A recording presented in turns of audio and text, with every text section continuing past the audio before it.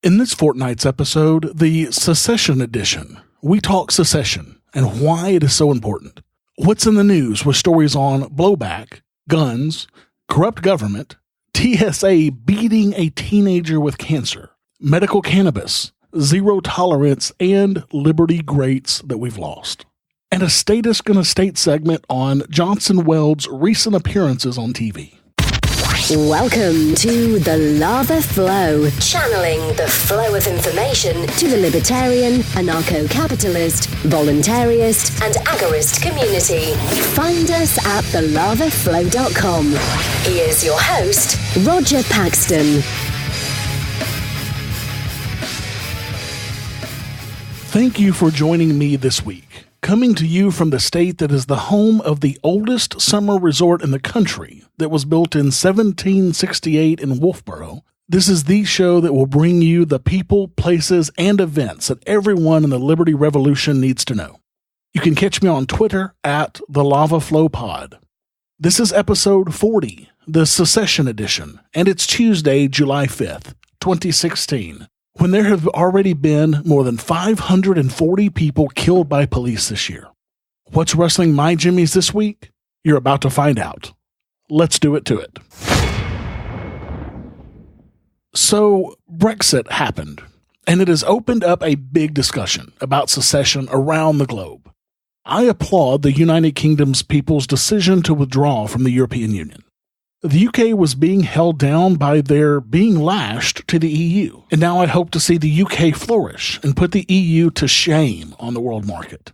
There are many reasons why leaving the EU was a good thing for the UK, but the former mayor of London put it pretty plainly when he said, quote, "The more the EU does, the less room there is for national decision-making.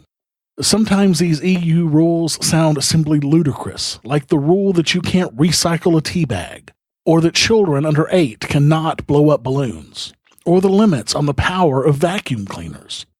Sometimes they can be truly infuriating, like the time that I discovered in 2013 that there was nothing we could do to bring a better designed cab windows for trucks, to stop cyclists from being crushed. It had to be done at a European level, and the French were opposed." Now, there are other just as silly requirements that the EU imposed or tried to impose on its member states, such as the almost passed ban on cinnamon and cinnamon rolls that would have crippled the Danish Christmas traditional cinnamon rolls. Now, those cinnamon rolls had 3 times the level of cinnamon that the EU would have allowed. Thankfully, this law did not pass, but it just goes to show how idiotic the EU can be. Another example of this is the video recording limit on DSLR cameras.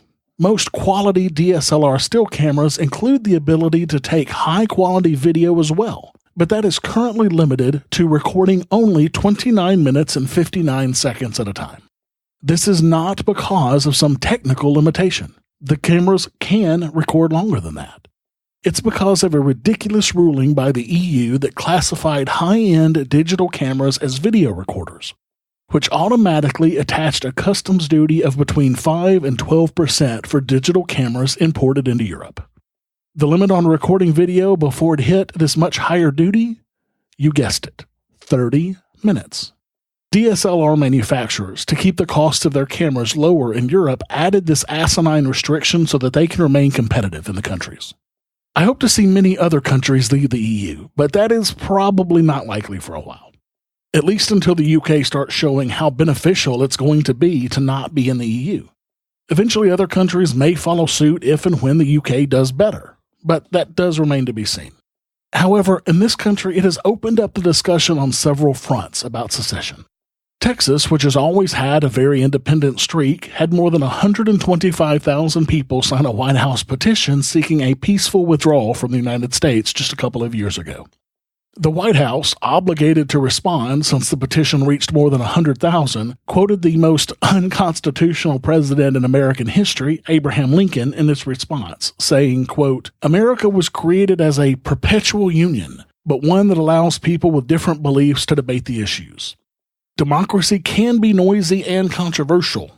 Free and open debate is what makes this country work, but as much as we value a healthy debate, we don't let that debate tear us apart," a White House spokesman said. Now, after Brexit, there is a strong Texan movement that is making hay in the debate. This is also happening in other states as well, including my new home state of New Hampshire. The Shire even has secession built directly into its constitution. Article 10, titled Right of Revolution, says, quote, "Government being instituted for the common benefit, protection, and security of the whole community, and not for the private interest or emolument of one man, family, or class of men. Therefore, whenever the ends of government are perverted and public liberty manifestly endangered, and all other means of redress are ineffectual, the people may, and of right ought to, reform the old or establish a new government. The doctrine of non-resistance against arbitrary power and oppression is absurd, slavish, and destructive of the good and happiness of mankind." Now I'm going to read that last sentence one more time because it is just so powerful. The doctrine of non-resistance against arbitrary power and oppression is absurd, slavish, and destructive of the good and happiness of mankind. This blows the U.S. Declaration of Independence away, both in spirit and in tone.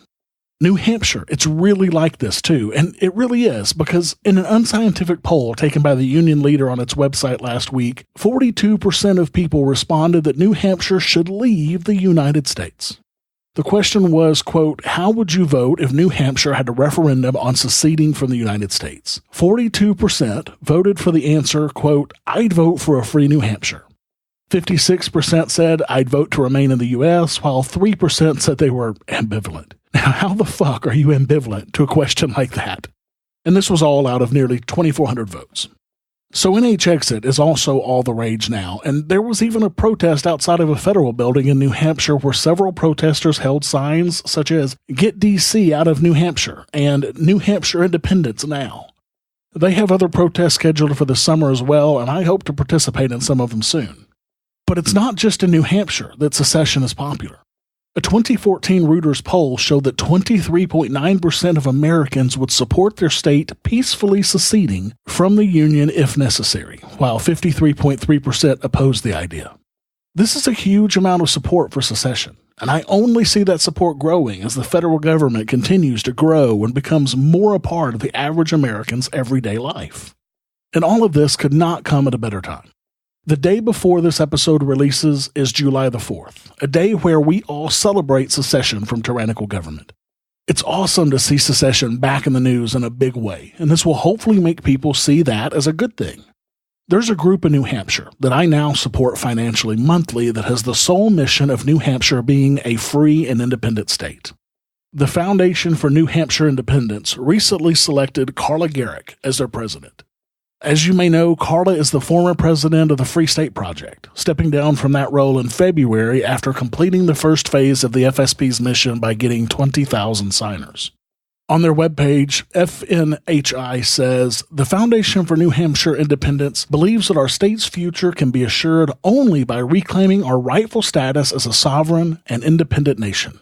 We seek to promote New Hampshire's peaceful separation from the United States through educational initiatives and the fostering of conversations between all New Hampshire citizens with an interest in freedom from the federal government. We in New Hampshire have seen all too clearly the impact of thousands of federal laws, of endless regulations, of entire federal departments whose purpose are directly opposed to the principles set forth in the New Hampshire and U.S. constitutions. We have seen the deep and abiding entrenchment of special interests in Washington, D.C. We have seen the disdain with which federal officials routinely treat their oaths of office and the citizens whose liberties they have been entrusted with preserving. As the federal government grows ever more contemptuous of the restraints we had placed on it, it is painfully clear that only one true remedy for these abuses exists. It's a very practical remedy and a very American one. It is the remedy of total independence and peaceful separation. So this week, when we celebrate our independence from England, let us also celebrate future independence for all mankind from tyranny. And let's support organizations that do just that, like the Foundation for New Hampshire Independence. Find a secession organization in your state, or move to New Hampshire and help us gain it here. I believe the two most likely places for secession in the U.S. will be Texas and New Hampshire. Let's make this happen. Let's make a commitment to help make it happen. Join and support these types of organizations and stand up and say enough to Washington. We can rule ourselves and be much better for it. Let's return to the spirit that this country had prior to the formation of the federal government, when a group of men came together and said, quote, "When in the course of human events it becomes necessary for one people to dissolve the political bands which had connected them with another, and to assume among the powers of the earth the separate and equal station to which the laws of nature and of nature's God entitle them. A decent respect to the opinions of mankind requires that they should declare the cause which impel them to separation. That these united colonies are, and of right ought to be, free and independent states, that they are absolved from all allegiance to the British Crown, and that all political connection ought to be totally dissolved, and that as free and independent states they have full power to levy war, conclude peace, contract alliances, establish commerce, and to do all other acts and things which independent states may of right do. And for the support of this declaration, with a firm reliance on the protection of divine providence, we mutually pledge to each other our lives, our fortunes, and our sacred honor." Have you subscribed to the Lava Flow on iTunes or any mobile device yet? Then what's wrong with you? Go to thelavaflow.com/subscribe so you don't miss a minute of the show. And while you're subscribing, make sure to leave me a 5-star rating and review the show to help others find our podcast. thelavaflow.com/subscribe. What's in the news? The news you need to know from a libertarian perspective.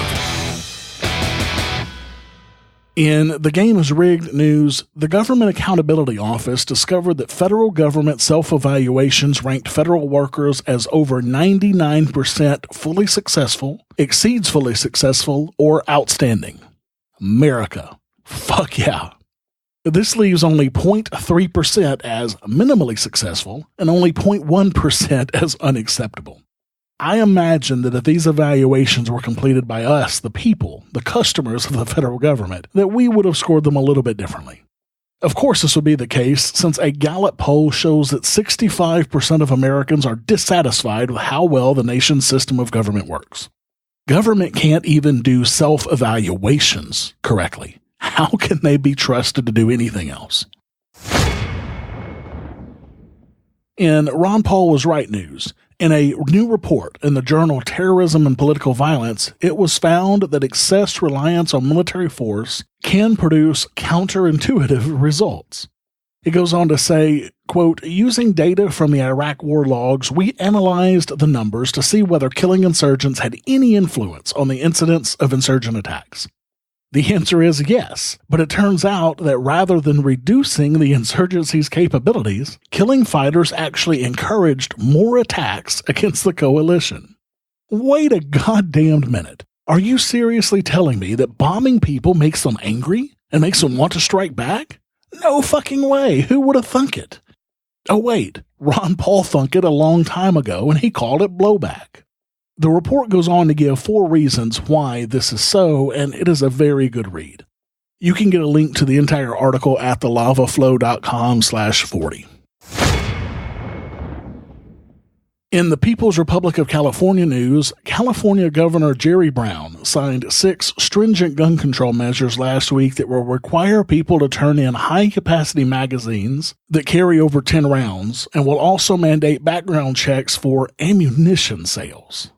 Magazines holding more than 10 rounds have been illegal to purchase or bring into the state in California since 1999, but it allowed those who already own them to keep them. This new bill will require those who own those grandfathered magazines to turn them in. The ammunition issue is even more draconian. Could you imagine the uproar if the liberals behind this were required to get a background check before purchasing a keyboard, a pen, or a printing press in order to assert their First Amendment right of freedom of speech? Other laws passed in these signed bills were proclamations requiring a background check before a gun can be loaned to someone who isn't a family member, and a law making bullet buttons illegal. A bullet button was a design added to California-compliant weapons after the state made it illegal to have a gun that allowed a magazine to be detached without the aid of tools. The bullet button allows a shooter to dislodge a magazine using the tip of a bullet or some other small tool. Now, this just goes to show you that my assessment on the uselessness of the Second Amendment in my last episode is right on. You can listen to that episode at thelavaflow.com/39. In Guns Save Lives news, in Lyman, South Carolina, a concealed weapons carrier used his gun to stop a mass shooting in a nightclub before the bad guy could kill a single person. Too bad Pulse nightclub in Orlando was a gun-free zone, where it might have had a similar outcome.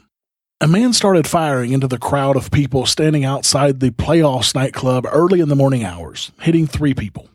One of the men who was shot at, however, had a concealed carry license. He fired back at the shooter, wounding him in the leg and stopping this rampage. Of the 3 people who were hit, only one was seriously injured, with one of the bullets lodging in her pelvis. If this same incident were to happen in California, for example, I can imagine it could have been a lot worse. According to the website Bearing Arms, Thompson had a criminal record dating back to 2003 and should not have legally had a gun. But apparently, gun control laws didn't keep this criminal from getting it. Imagine that. Of course, this incident isn't being spread like wildfire on the mainstream media, though, because the actions of the hero who stopped this attack do not fit with the narrative that the media wants you to have. In stolen money news, Craighead County, Arkansas is going to have to pay back hundreds of thousands of dollars in fees unlawfully assessed at its courts.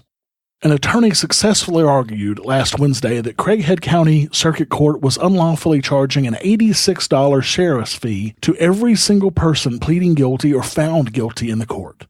The funny thing is that no one seems to know what this $86 sheriff's fee was actually for, since not a single penny of the money went to the sheriff's office. A $100 fee to appeal a case from district court to circuit court was also being unlawfully assessed, the judge said. From 2009 to 2015, Craighead County collected almost $400,000 in sheriff's fees, according to county treasurer reports. During the same period, almost $125,000 in lower court fees were also collected by the county. So over $500,000 stolen by this one county in 6 years. And this is just the tip of the iceberg in stolen money. At least some people will get some of their money back. In unintended consequences news, DWI arrests in Austin, Texas have skyrocketed after the city kicked Uber and Lyft out of the city. When ride-sharing entered Austin, DWI arrests dropped 23%, as you would expect, and has happened in cities around the country when ride-sharing enters the market. In a city like Austin, where they have more bars per capita than any other city in the United States, this is a huge deal. However, in the few weeks since Uber and Lyft have been kicked out of Austin, DWI arrests have already risen 7.5% over the same period last year.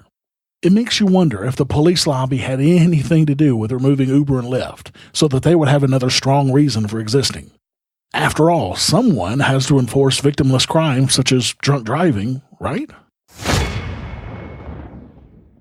In Shifting the Blame news, a new law in Tennessee would enact a duty of care on any person who posts their property as a gun-free zone, making them responsible for the safety of any handgun carry permit holder while the permit holder is on the posted premises, as well as while during their travel to and from the premises and the location where the permit holder's firearm is stored. Now, at first glance, to many libertarians, including a good friend of mine who first sent this to me, and even to my wife, this sounds like a great idea. But is it? Remember, property rights are the basis of libertarianism. If I don't want someone to enter my home or business with a gun, that's my right. Of course. So if someone decides to enter my property anyway under my stipulations, aren't they the ones making the choice to enter into a situation where they're vulnerable? Of course they are. This is one reason I rarely enter a place where I can't protect myself or my family. No one should be held responsible for the decisions of others in any way. The only person who should ever be responsible for harm coming to someone is the person who committed the act of harming. If, for you, like me, protection of your family is more important than eating at a certain restaurant or buying underwear from a certain store, then just take your business elsewhere. But always be sure to let the management of the business that won't allow you to carry on their property know why you're choosing to not shop at their store. Email or call the manager, and be sure to let them know that you're going to spend a fuck ton of money over the course of your life, and they're missing out on all of it. Encourage your friends to do the same. This is how we changed hearts and minds, folks, through the wallet. In the power of podcasting news, thanks to the podcast Serial, a judge in Maryland has granted a new trial to a non-Syed, setting aside his conviction for the 1999 murder of his former girlfriend. This case was the subject of the first season of the podcast Serial, and I highly recommend you check it out. The decision to grant Mr. Syed, 35, a retrial was a major victory for an inmate who has long maintained his innocence and has exhausted all other avenues of appeal. He was convicted in 2000 in the murder of his former girlfriend, Hai Min Lee, and had served 16 years of a life sentence. The Serial podcast turned speculation about Mr. Syed's guilt and whether he had received a fair trial into something of a national pastime in 2014. The show was downloaded more than 100 million times and won a Peabody Award for its role in illuminating flaws in the criminal justice system. The judge's decision came after 3 days of post-conviction hearings in February. Mr. Syed and his legal team had presented new evidence, including the testimony of a new alibi witness, and argued that his original defense counsel had been grossly negligent. Good luck to Mr. Syed. In Fuck the TSA in the Neck news, a 19-year-old Hannah Cohen was bloodied and bruised and led from the Memphis International Airport in handcuffs after setting off a metal detector at a security checkpoint. Cohen was heading home to Chattanooga after her last treatment for a brain tumor at St. Jude Hospital. Quote, "They wanted to do further scanning. She was reluctant. She didn't understand what they were about to do," said her mother, Shirley Cohen. Cohen told WREG News in Memphis that she tried to tell TSA agents that her daughter is partially deaf, blind in one eye, paralyzed, and easily confused, but said she was kept at a distance by police. Quote, "She's trying to get away from them, but in the next instance, one of them had her down on the ground and hit her head on the floor. There was blood everywhere," said Cohen. Hannah was arrested, booked, and on the night she should have been celebrating the end of her cancer treatment, she was locked up in Jail East. Authorities later threw out the charges, but the family has filed a lawsuit against the Memphis Airport, airport police, and the Transportation Security Administration. I'm sure if it's anything like the rest of these, the government will investigate itself and find that it did nothing wrong, as usual. In medical cannabis news, scientists at the Salk Institute discovered compounds that exist in marijuana, like THC, can aid in amyloid beta elimination. Amyloid beta, a lethal protein, is linked to Alzheimer's disease. Now this one touches close to home for me since my mother's mother had Alzheimer's and my mother's sister currently has it as well. Quote, "Although other studies have offered evidence that cannabinoids can be neuroprotective against the symptoms of Alzheimer's, we believe our study is the first to demonstrate that cannabinoids affect both inflammation and amyloid beta accumulation in nerve cells," said Salk professor David Schubert in Science Daily. Schubert clarified that this was done in an exploratory lab setting. These tests would need to be done clinically for further experimentation. I'll be keeping an eye on this one for you. In What the Actual Fuck news, an elementary school in Collingswood, New Jersey called the police because a 9-year-old male student allegedly made a racist remark. A 9-year-old. As a result, the state's Child Services Division has opened a wholly unnecessary investigation into the boy's parents. Yes, you heard that right. A 9-year-old child made an allegedly racist remark and had the fucking cops called on him, and CPS is investigating his parents. Even if this kid did make a racist remark, since when did racism become illegal in this country? Since when did speech become illegal in this country? This is fucking disgusting. Surely this kid had to have said something like, "All black people must die," or something equally as heinous to get this sort of treatment, right? Well, you know better than that. It isn't really clear what the kid actually said because the school, William P. Tatum Elementary, has not returned a request for comment. But a local news story suggests that he said the word brownies, but did not use the word brownies to refer to persons of color. He was actually referring to the chocolate baked good, according to his parents. And given that he made the statement during a class party, it was the last day of school after all, this exclamation makes perfect sense. Are you fucking kidding me right now? I mean, this sounds like something that you would read on The Onion. Not in real life, but here it is, folks. It is never necessary to involve the police in a perfectly routine, non-violent, non-criminal dispute between children. The school's decision to do so is indefensible. But according to Philly.com, these kinds of automatic appeals to police are very common. Quote, the incident, which has sparked outrage among some parents, was one of several in the last month when Collingswood police have been called to look into school incidents that parents think hardly merit criminal investigation. Superintendent Scott Oswald estimated that on some occasions over the last month, officers may have been called to as many as 5 incidents per day in the district of only 1,875 students. 5 incidents per day where they're calling the cops on kids. This is insane. Zero tolerance is for those with zero intelligence. If your kids are still in government indoctrination centers, what is wrong with you?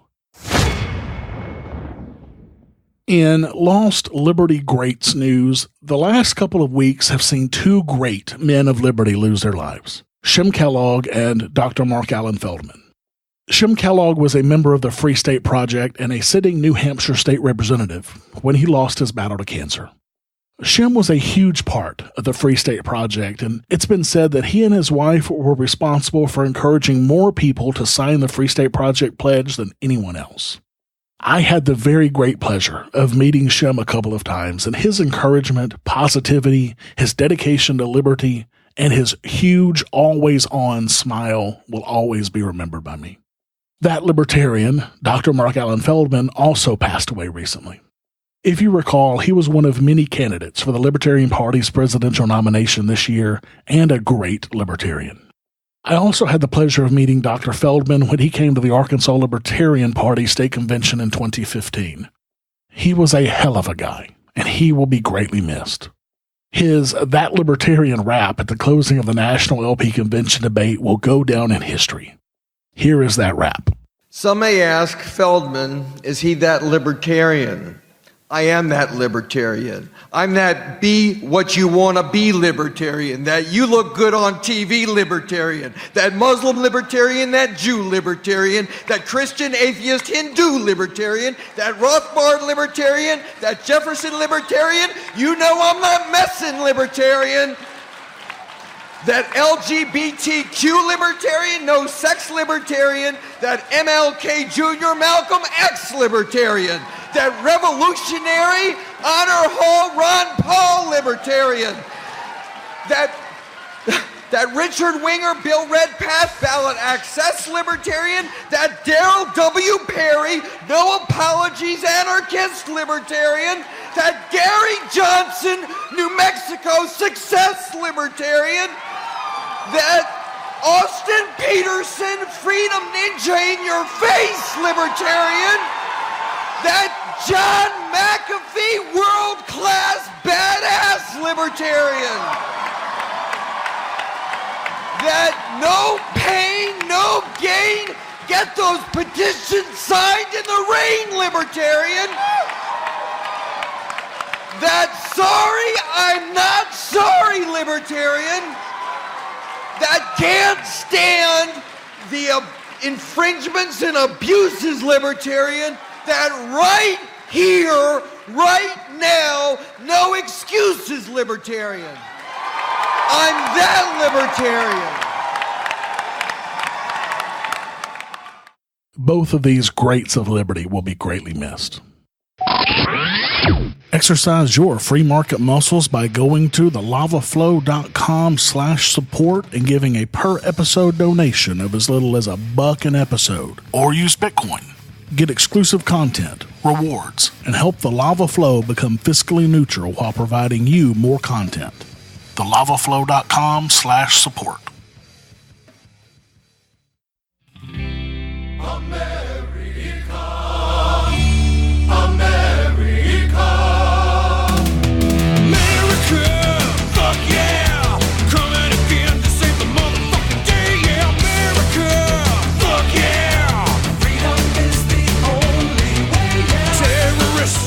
Statist Gonna State. I am sick and goddamn tired of having to use this segment for libertarian candidates, but every time I think I'm done, Gary Johnson and Bill Weld open their fucking mouths again. I wish they would stop, because they are doing nothing more than confusing the hell out of millions of people as to what libertarianism is, and hurting the libertarian movement in a big way. Some of you have asked why I don't jump on Hillary Clinton or Donald Trump the way that I jump on Gary Johnson. And the answer is simple. If you're listening to this podcast, chances are that you're not a Republican or a Democrat, and chances are even higher that you would never vote for Trump or Hillary. You already know the issues with these two. They're statists, and we all know it. One's a fascist, one's a socialist. There's no chance for them. However, Gary Johnson is supposed to be one of us, or at least he claims to be. He should be held to a higher standard by libertarians, since he is supposed to represent not only the party of principle, but libertarianism, and he's supposed to presumably hold those principles. But he's a wolf in sheep's clothing. He is not a libertarian. At best, he's a moderate, and so is Bill Weld. Both of them are about as libertarian as Glenn Beck and Bill Maher, both who have claimed to be libertarians in the past. Now, Johnson gave an interview to USA Today a couple of weeks ago, and both Johnson and Weld took part in a CNN town hall recently. Both of these events were disasters for libertarianism, and let me explain. So first was the interview with USA Today, and you can watch it on YouTube. There's a link to the full interview on the show notes to this episode at thelavaflow.com/40. In this interview, Johnson is asked about guns and the no-fly list pretty heavily in response to the Orlando nightclub shooting. Early in the interview, Susan Page with USA Today asks Johnson if he supports the Libertarian Party platform on guns. Here's that audio. You know, you say you're open to the discussion, but if you look at what the Libertarian platform says on guns, it says, we oppose all laws at any level of government restricting, registering, or monitoring the ownership, manufacture, or transfer of firearms or ammunition. Do you agree with the platform position? Well, I would be nuanced to that platform position. I don't know what that means. What does that mean? Well, that we should be open to a discussion on keeping guns out of the hands of the mentally ill. Susan, I don't know how that manifests itself, but I'm looking to get elected president of the United States, and I just want people to know that I've got an open mind here regarding how government might interject itself in a lot of problems that we do have.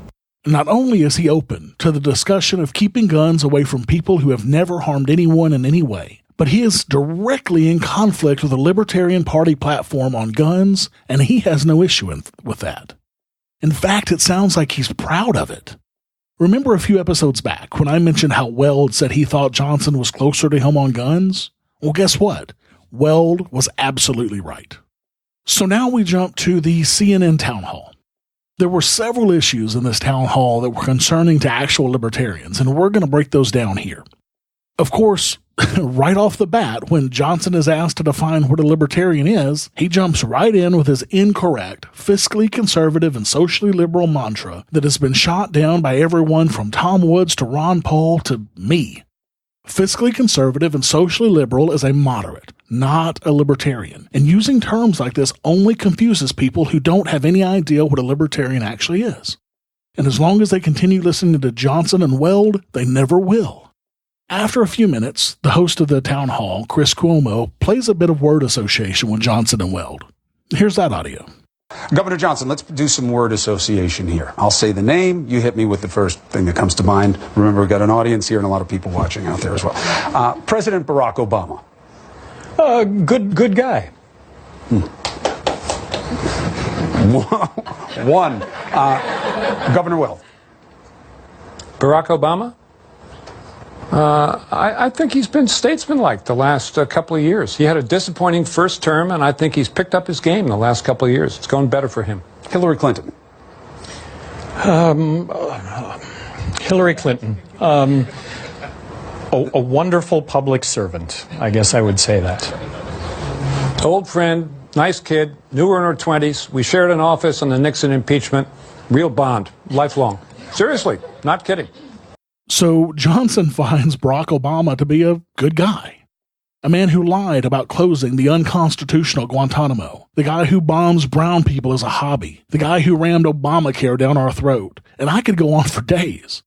But you know, he's a fucking good guy. My ass. And if by statesmanlike, as Weld said, you mean he's a race-baiting racist who wants to take away our guns, then yeah, I guess you can call him statesmanlike. Jesus Christ, I don't even think Bob Barr could have answered this poorly. And on Hillary, Johnson calls her a, quote, wonderful public servant. Are you kidding me? Taking away from the fact that it is antithetical to libertarianism to encourage public service, but wonderful. Really, Governor? I guess he missed the news on Benghazi and the email server issue, not to mention Whitewater and her many, many other previous scandals. Wonderful public servant, my ass. And of course, Weld has to jump in and talk about his lifelong bond with this woman. If she is this awesome, why in the hell are these two guys running against her? This was a chance to score some real points for libertarianism on foreign intervention and government interference, and they pissed it away big time. So this next segment that I pulled was a question from the audience. This one was from a person who was inside the Pulse nightclub in Orlando during the shooting there. She was essentially asking if his position is truly that this would be a safer world if more people own guns. Here's that audio.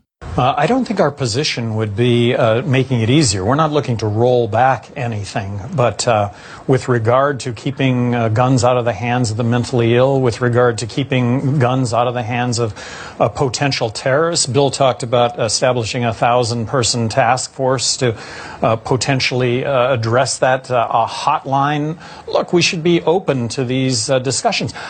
Again, another perfect opportunity pissed away. Instead of talking about growing government with his huge task force and dealing with people who have never harmed anyone in their lives, he should have talked about removing some of the 20,000 gun laws on the books in regards to guns in this country. But of course, this would have gone against his mantra that he has no interest in rolling back any current gun laws. Or he could have talked about how the vast majority of these types of shootings are happening at gun-free zones.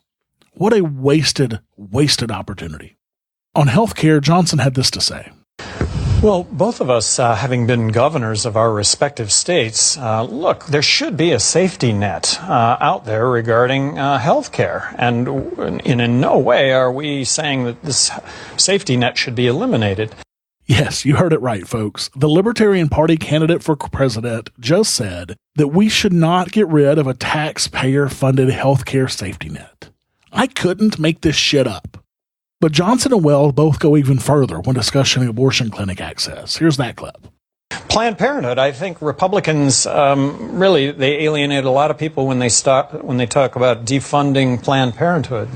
Planned Parenthood does a lot of good, and that starts with women's health. People sometimes say to me, you know, why should the government say that equality of marriage, gays and lesbians being able to marry, is the law of the land, and isn't that the nanny state? No, not at all. That's the Constitution telling you that marriage equality is dictated by the Due Process Clause and the Equal Protection Clause. That's not the government. So I think that's a canard to say the government should have no role in safeguarding the constitutional right.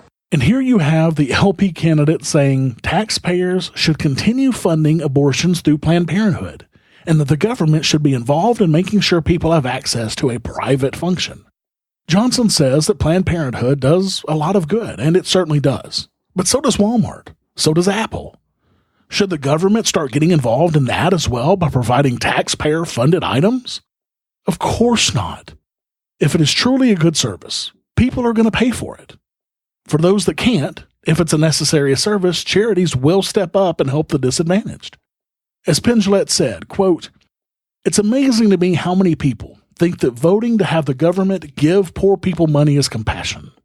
Helping poor people and suffering people is compassion.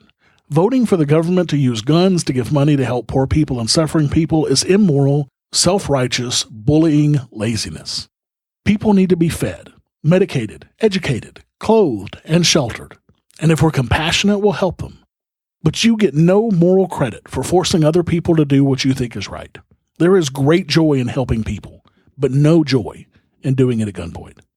And Weld, on using government to force people to provide access to their own labor to perform something they may disagree with, is completely against everything that libertarianism is all about. But I guess since Johnson called Bill Weld the original libertarian, we should all just suck it up. Johnson and Weld were also asked if they had to vote for either Clinton or Trump, who would they vote for?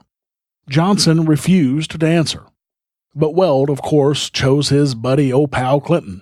This is what he had to say. Well, I think Mrs. Clinton, no matter what you might think of various economic policies, is very well qualified to be president of the United States. I would not say the same of Mr. Trump, with all respect. So Hillary Clinton, despite all of her scandals and her criminal activity, is, quote, very well qualified to be president of the United States. because she's a buddy of Bill Weld's. What the actual fuck? You've got to be kidding me here. As far as I'm concerned, neither one of them are qualified to be president. Johnson's next question was from a lady whose son overdosed on heroin, and the son has severe brain damage as a result. It was a heartbreaking question, and as usual, Johnson completely failed on the answer. Instead of speaking to her question, he spoke in generalities about heroin addicts, even after she called him out and said she's not talking about addicts, but people like her son, who overdosed on his first time trying drugs. It was painful to watch him answer this, and I know he had to have offended or at least completely turned off the woman who asked the question. But the main point of contention in his answer for me was the opening. Here it is. We are not espousing the legalization of any drugs outside of marijuana. So Johnson, the Libertarian Party presidential candidate, is not espousing the legalization of any drugs outside of marijuana. When the original person clarified her question, telling him that his needle exchanges and other programs would have no effect on drugs on the street, he was called on his lie. Here's that audio. We're not advocating the legalization of any drugs, not heroin. But when you look at programs... I've read literature where you have thought about it, But Maureen's referring to you being asked in the past, would the world be better off if all drugs were legal? And you answered yes. So he got called out on changing his position to a much less libertarian answer, not only by the questioner, but also by the host of the show. And he goes on to talk about needle exchanges and places to get your drugs tested, but he doubled down on not ending the drug war by keeping all drugs other than cannabis legal. This was a huge wasted opportunity for Johnson that satisfied nobody. He was so mealy-mouthed and so worried about offending someone that he refuses to be a libertarian on anything. So much for his, quote, be libertarian with me for one election bullshit. And then the host calls him out on his seeming inconsistency. So he asks Johnson to double down. And double down he does. Let's take a moment on this because it matters. It seems to me that there's an inconsistency here. Either you think drugs should be legalized or not. So let's just get that first, and then we'll get into what the scale of that is. No drugs legalized outside of marijuana. So heroin should be illegal. We don't know how to deal with the legalization of marijuana, but we do, the legalization of heroin, but we do have programs throughout the world that actually are effective in reducing the kind of situation. So you're saying the answer to Maureen's question, you're saying keep heroin illegal, but boost the amount of programs that you have to make it safer for addicts. Reduce. In other words, what we're really concerned with is death, disease, crime, and corruption, and we can have programs to do just that. But keep the drugs illegal. Governor, please weigh in. Keep the drugs illegal. We don't know how to deal with the legality of heroin? It's only been illegal in this country for the last 100 years. Explain to me how we don't know how to deal with the legality of it. We certainly could do better than we are now with the current policies of making it illegal and turning heroin users who harm no one into criminals and lock them up and really ruin their lives. Kiss my ass, we don't know how to deal with the legality of it. You deal with it the same way you deal with the legality of tomatoes. You don't do jack shit. And finally, when Johnson was asked about taxes, of course, he jumps in with his consumption tax idea based off of the fair tax, which essentially puts everybody on the government dole with their prebate. While a consumption tax is slightly preferable to an income tax, it is far from libertarian. This was yet another wasted opportunity, as is the norm for Johnson. He could have answered this very much like Ron Paul did in 2008 when he said, quote, I see a consumption tax as being a little better than the personal income tax, and I would vote for the fair tax if it came up in the House of Representatives, but it's not my goal. We can do better. We could eliminate the income tax, replace it with nothing, and still fund the same level of big government we had in the late 1990s. We don't need to replace the income tax at all. Ron Paul was right. Gary Johnson needs to get off of this fair tax stuff. It's ridiculous. However, one benefit I can see to a consumption tax is the possibility of eliminating the IRS, which Johnson did touch on a bit in this town hall, and I applaud him for that. Unfortunately, Weld doesn't quite see it that way and completely contradicted not only the libertarian position of eliminating the IRS, but directly contradicted his running mate. So much for being the original libertarian. Here's Bill Weld on the IRS. I don't think you have to go so far as to abolishing the IRS. I think if you give people the sense that taxes are only going to go down, they may not go down a lot, but they're not going to go up. Yes, we shouldn't go so far as to abolish the IRS because it is only one of the most draconian, wasteful, and scary parts of our federal government. Let's just keep the IRS and assure people that we're going to lower taxes, not a lot, just a little bit, and then it's all going to be okay. Give me a fucking break, Bill Weld. Okay, so I am done with these two asshats, even more so than I already was.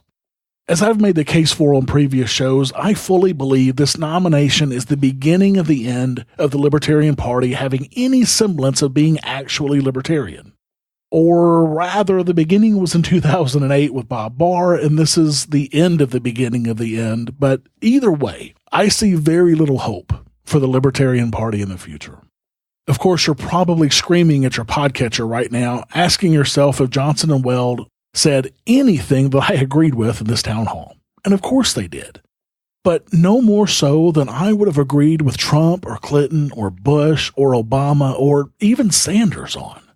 I should be finding myself agreeing with the LP president and vice presidential candidates about 90% of the time, not 50%.